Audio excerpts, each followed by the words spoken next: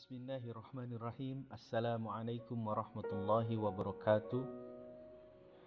Alhamdulillahirabbil alamin. Asyhadu an la ilaha illallah wa asyhadu anna Muhammadan abduhu wa rasuluh. Allahumma shalli ala Muhammad wa ala alihi wa ashabihi ajmain. Ayah bunda sekalian, alhamdulillah, segala puji bagi Allah Tuhan semesta alam yang telah memberikan nikmat iman dan nikmat Islam kepada kita, sehingga kita semua masih diberikan kesempatan oleh Allah untuk melaksanakan thalabul ilmi yang insya Allah dalam kegiatan parenting digital Tunas Unggul. Ayah bunda sekalian, selamat bertemu kembali dalam kegiatan parenting digital Tunas Unggul. Semoga ayah bunda selalu diberikan kesehatan dan keberkahan oleh Allah Subhanahu wa Ta'ala. Amin ya Allah ya Rabbal Alamin. Dalam kesempatan kali ini, izinkan kami untuk berbagi informasi tentang cara mendidik remaja agar senang membaca dan mencintai Al-Quran. Untuk itu kami mohon maaf jika dalam penyampaiannya terdapat berbagai kesalahan dan segala kekurangan, karena itu tidak terlepas dari kami sebagai seorang manusia yang penuh dengan keterbatasan. Ayah bunda sekalian, Al-Quran secara definisi adalah firman Allah Subhanahu wa Ta'ala yang diturunkan melalui malaikat Jibril kepada Nabi Muhammad SAW untuk disampaikan kepada umatnya dan dijadikan sebagai pedoman hidup untuk seluruh umat manusia di dunia. Untuk itu perlu kita imani dan kita pelajari agar apa yang disampaikan oleh Allah itu dapat kita amalkan sehingga memperoleh ketentraman dalam diri kita. Ayah bunda sekalian, Al-Quran memiliki berbagai keutamaan, khususnya bagi para pembaca dan yang mempelajarinya. Pertama, Al-Quran akan menjadi syafaat atau penolong di hari kiamat untuk para pembacanya. Rasulullah SAW bersabda, "Bacalah Al-Quran, karena sesungguhnya ia akan menjadi syafaat bagi para pembacanya di hari kiamat." Hadis riwayat Muslim. Keutamaan yang kedua, Rasulullah SAW bersabda, "Sebaik-baik kalian adalah yang mempelajari Al-Quran dan mengajarkannya." Hadis riwayat Tirmizi. Keutamaan yang ketiga, untuk orang-orang yang mahir membaca Al-Quran, maka kelak ia akan bersama para malaikatnya.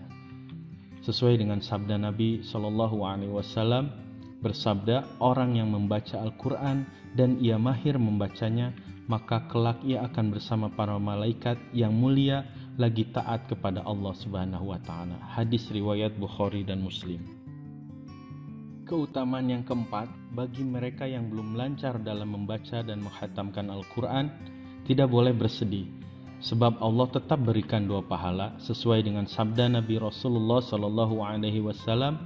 Dan orang yang membaca Al-Quran sedang ia masih terbata-bata lagi berat dalam membacanya, maka ia akan mendapatkan 2 pahala. Hadis riwayat Bukhari Muslim. Ayah bunda sekalian, untuk itu sangat penting bagi diri kita untuk dapat membaca Al-Quran dengan baik, mempelajarinya dengan baik, dan mengamalkannya dengan baik. Khusus terutama kepada putra-putri kita, agar sedini mungkin mereka untuk bisa memahami cara membaca dan cara mengkaji Al-Quran sehingga mereka dapat mengamalkannya dalam kehidupan sehari-hari. Rasulullah SAW bersabda, "Siapa yang mengajarkan membaca Al-Quran kepada anaknya, maka akan diampuni dosanya, dan barang siapa yang mengajarkannya dengan hafalan di luar kepala, maka Allah akan membangkitkannya kelak di hari kiamat dengan wajah seperti bulan purnama." Hadis riwayat Tabrani dan Anas. Ayah bunda sekalian, diperlukan metode, ilmu, bentuk pembelajaran, dan apapun namanya untuk memberikan pendidikan Al-Quran kepada putra-putri kita. Agar apa? Agar mereka dapat menyenangi Al-Quran, karena prinsip pembelajaran yang pertama adalah menyenangi pembelajaran tersebut. Untuk itu, kami mencoba memberikan informasi tentang tips mendidik remaja agar senang membaca Al-Quran. Tips yang pertama, ayah bunda, memiliki keinginan yang kuat untuk menciptakan rumah yang Qurani. Di sini berbicara tentang niat dan motivasi dari kedua orang tua, bahwa memang benar-benar kedua orang tua tersebut menginginkan rumah yang bernuansa Qurani. Tips yang kedua, ayah bunda, sering-seringlah membaca Al-Quran dengan rutin di rumah setiap hari. Orang tua bisa memberikan berbagai program mengaji seperti subuh mengaji atau maghrib mengaji atau asar mengaji dan program lainnya yang dilakukan secara rutin setiap hari untuk memberikan nuansa adaptasi lingkungan yang berbau Qur'ani sehingga telinga, mata, dan semua panca indera kita terbiasa dengan Al-Quran.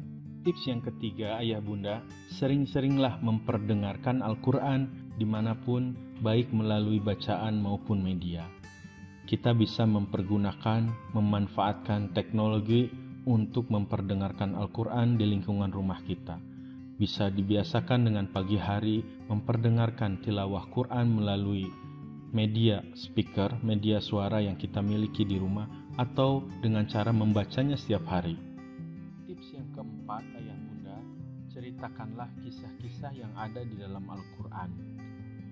Karena di dalam Al-Quran banyak sekali kisah-kisah yang sangat memberikan teladan dan memberikan inspirasi kepada kita, seperti kisah Ashabul Kahfi, kisah Nabi Sulaiman, kisah Nabi Ibrahim, kisah Nabi Musa, kisah para sahabat, kisah orang-orang soleh, dan kisah orang-orang pendusta pendurhaka, dan dilihat juga dengan berbagai keutamaan serta azab dan balasan yang disediakan oleh Allah Subhanahu wa Ta'ala. Kisah-kisah ini dapat diberikan kepada putra-putri kita sehingga mereka tertarik untuk menggali lebih dalam, dan dapat diteladani sehingga mereka dapat mengambil hikmah dan dipraktekkan dalam kehidupan sehari-hari.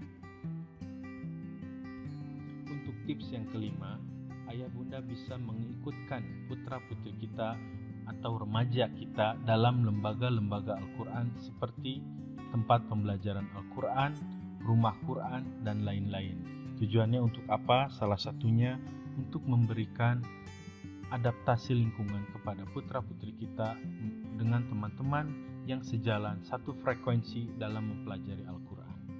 Dengan bertambahnya teman yang memiliki keinginan yang sama-sama untuk belajar Al-Quran, sehingga dapat meningkatkan motivasi belajar putra-putri kita.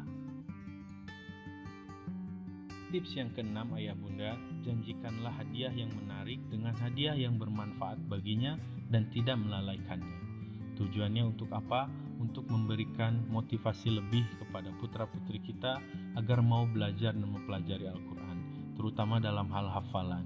Kita bisa memberikan reward yang terbaik seperti sepeda, tas, ataupun peralatan sekolah, atau media elektronik yang memang disesuaikan dengan usianya, sehingga mereka dapat memberikan dorongan yang lain dari luar diri mereka untuk terus belajar Al-Quran dan menyenangi Al-Quran. Demikian ayah bunda yang dapat kami sampaikan, mudah-mudahan bermanfaat dan menjadi ilmu yang jariah, sehingga kita semua dapat diberikan oleh Allah Subhanahu wa Ta'ala putra-putri yang soleh dan soleha, yang mau belajar Al-Quran, menyenangi dan mencintai Al-Quran dari mulai belajar hingga mengamalkannya. Semoga ayah bunda selalu diberikan kemudahan dan keberkahan oleh Allah Subhanahu wa Ta'ala, terutama diberikan kesehatan sehingga dapat terus memanfaatkan waktu-waktu hidupnya untuk mempelajari ilmu-ilmu Allah Subhanahu wa Ta'ala. Mohon maaf dari kami jika terdapat kesalahan dan kekurangan. Semoga bermanfaat. Billahi taufiq wal hidayah. Wassalamualaikum warahmatullahi wabarakatuh.